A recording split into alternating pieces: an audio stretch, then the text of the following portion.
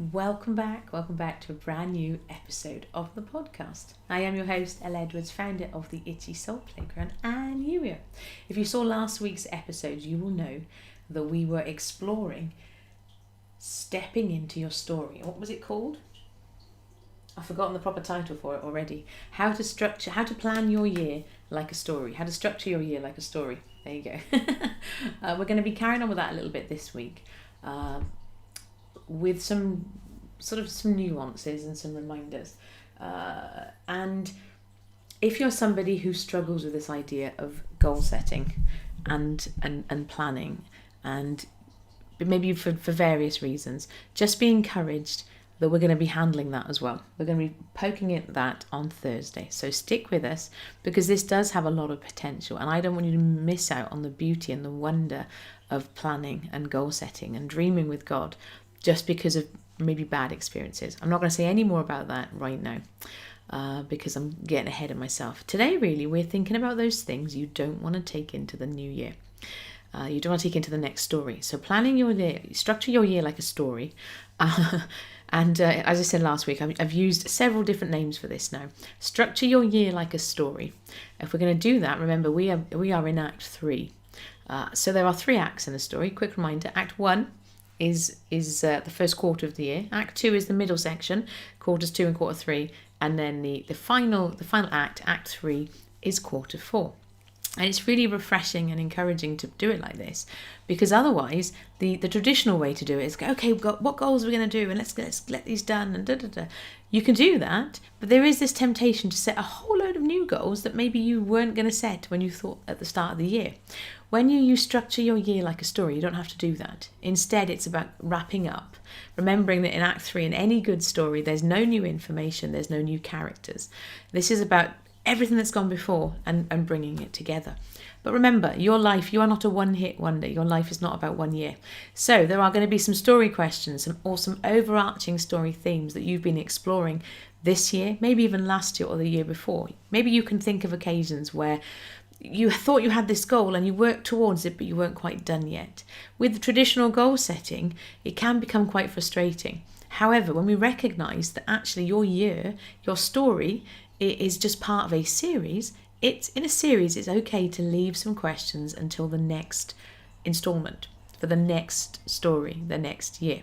However, you don't need to take everything with you into the next story, and you get to choose and you get to be deliberate. So when I was exploring with Holy Spirit, okay, where are we going this week with the podcast? We're going to take a moment today, and this is going to probably be a shorter episode than usual because you have some things to play with. There are some prompts I want to encourage you to explore with Holy Spirit. With that reminder, of course, if you're one of those people that hears me say, go and talk to God about this, or ask this question to Holy Spirit, explore this thing with Jesus. If that feels difficult to you, you need to go and get the Yuya book. I will probably make this brief reminder for most of the episodes this week, because everything that we're doing, it starts from having those conversations with God. So if you haven't already had your free copy of the book, it's free on Amazon, it's free on Apple Books. Go to yuya.com/get the book, and you can get that for free. It really is quick and easy to read, and it will give you some easy ways to get started, because you can hear from God, and it can be fun and it can be free. He wants to have conversations with you. So with that caveat said, let's work from the premise that you have conversations with God. You've either very confident asking him questions, or you've started to ask him questions. We have a number of prompts for you to explore with him today, because recognizing and identifying the things that you don't want to take into the next year is half the battle. The way life tends to work, it's very easy to sort of I'm not saying you sleepwalk from 1 year into the next, but we can very easily, because of we are creatures of habit, and it almost becomes possible to settle and go, well, that's just the way it's always been. And as we've explored before in the podcast, actually that doesn't need to be, that's just all the way it's always been. Okay, so you have 1, 2, 3 things to explore with Holy Spirit.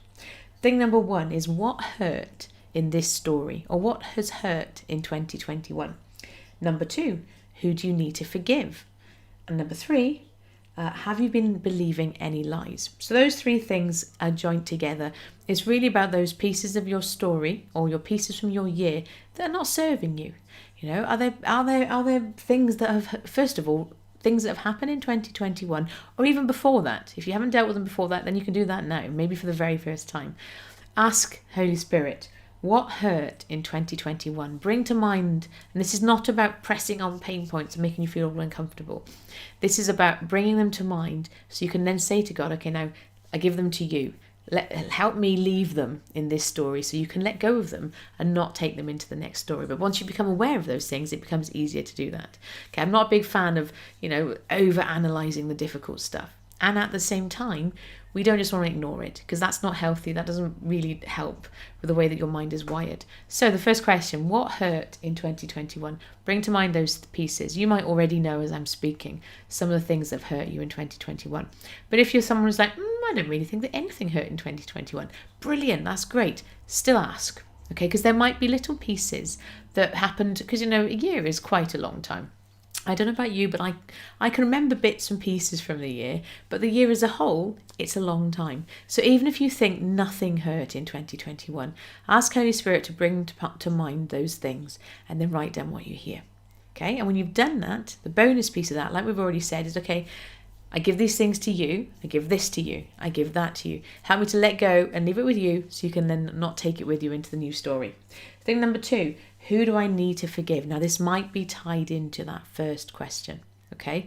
If it's a person that's hurt you, there may be some forgiveness to do. Now, yes, you can talk to that person and they might ask you to forgive them, but it is also entirely possible to forgive somebody without them ever saying, I'm sorry, please will you forgive me? Okay, forgiveness is a gift, and yes, of course, in many situations it might be beneficial to talk about it, and they can offer you that forgiveness. But if you're somebody who's following along, who's like, yeah, but maybe they've passed away, or maybe they've moved far away, or maybe you just don't talk, or for whatever reason, if it's not something that you can allow that person to ask you for forgiveness for, you can still forgive them. Okay, so ask Holy Spirit, who do I need to forgive? Okay, and then finally, have I been believing any lies? Or what lies have I been believing in this year, in this story? What are those things, those half-truths, those little bits that niggle at you? We don't want to be carrying any of that into the new story, into the new year. And so I want to encourage you, take a moment or a few moments today, tomorrow, at some point over the next few days, to ask Holy Spirit, what lies have I been believing from 2021 that, it's time to let go of? And then a follow-up question, what is your truth? Because for every lie that you've been believing, and remember, who is the father of the lies is the enemy. We've explored time and time and time again a number of different lies. We're not explored them in a whole episode, but when they come up, we call them out. But for every lie, God will have a truth. And so having identified what the lie is, ask God, okay, so what is your truth about this? And you might need to do this a few different times for a few different lies. And this doesn't need to be a one-time thing. Things might come up again and you can go, okay, this thing. And then there's this thing. And then there's this thing. Yeah, it's not like a one-time deal. But I really encourage you, particularly during this Act 3, yes, this is about completing things. It's about wrapping up those story questions from the year, getting stuff done, tying all up with a nice neat bow. We can also be really deliberate about how we step into the new story, because Act 3 really is a celebration to wrap up. Act 3 really is an opportunity to... that sentence in my head didn't sound quite right then. Act 3 really is an opportunity to wrap up. I don't know what went on there. In my defence, I've been away all weekend and I'm a little bit sleep deprived. I can feel my brain is not quite working as well as it normally would. So, but it is what it is. Act 3 is an opportunity to wrap up those things from the year and then celebrate. And it's that celebration piece that we're going to be digging into tomorrow. Because, we can get quite goal focused and we can rush from this thing to that thing to that thing. We need to take time to pause and to celebrate. Celebration, thankfulness, gratitude. It's all, what's the word I'm looking for? Synonyms. There we go. Thank you, Holy Spirit. They're all synonyms, not cinnamon. Synonyms. They're, in essence, they are all part of the same thing. And there are more verses in the Bible that talk about thankfulness and being thankful than I can possibly count. So it really is a thing that is beneficial to you. But I'm getting ahead of myself. We're going to be digging into that tomorrow. So as a reminder, your three things to explore with Holy Spirit. Number 1, what hurt in 2021? Number 2, who do I need to forgive? Number 3, have I been believing any lies? And then the bonus number 4, or the bonus like 3A or 3B, is for any lie that you've been believing, you ask Holy Spirit, okay, what is your truth? What do you say about this? Start this exercise today if you can. Do it tomorrow as soon as you possibly can. Make time for it. Don't do it in your head. Do it on paper. And then keep coming back to it, because it might be that Holy Spirit over the next few days, weeks, as this act moves forward, you might get a few more nudges. There might be a few more pieces to add on to that list. But it is really beneficial, because until you actually recognise what it is that you've been either believing or hurting, all those pieces, it's hard to let go of those things. So I would really encourage you, take the time to do this exercise, and then tomorrow we get to focus on celebration, which is one of my favourite pieces. I've got to be quite transparent, but we're not there yet. Do the work, have a play with it, and as always, of course, thank you for being here and allowing me to share this with you. I shall be back tomorrow, 2 p.m. UK time, 3 p.m. South Africa, 9 a.m. Eastern, for those of you who like to enjoy the live episode. Otherwise, you can watch it via the replay in all the usual places. I shall catch up with you very, very soon. Take care. Bye-bye. And this is where I need to find the button. There we go. One of these days I'll get good at finding the button. Take care. Bye.